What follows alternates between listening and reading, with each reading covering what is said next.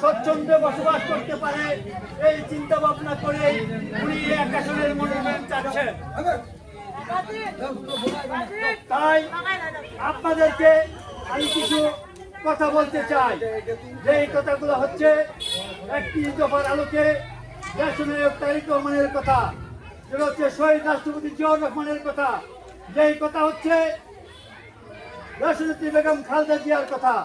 এই কথাগুলা মাহবুব রহমান সরকারের মাধ্যমে আপনাদের কাছে ঘরে ঘরে মা বোনদের কাছে পৌঁছা দেওয়ার জন্য এই দায়িত্বটুকু আমাদেরকে দেওয়া হয়েছে।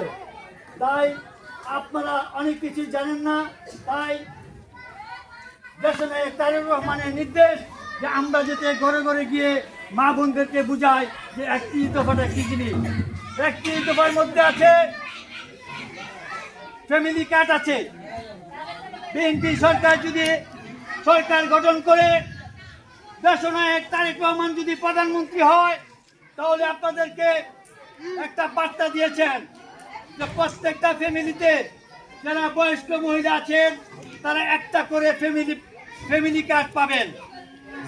ফ্যামিলি কার্ডটা হচ্ছে এরকম, মাসে মাসে প্রত্যেকটা ফ্যামিলির যারা চলতে পারেন না তাদের জন্য একটা করে, প্রত্যেকটা ফ্যামিলিতে একটা করে কার্ড হবে ইনশাআল্লাহ। এটা তারেক রহমানের ওয়াদা। এই কার্ড থেকে আপনারা মাসে মাসে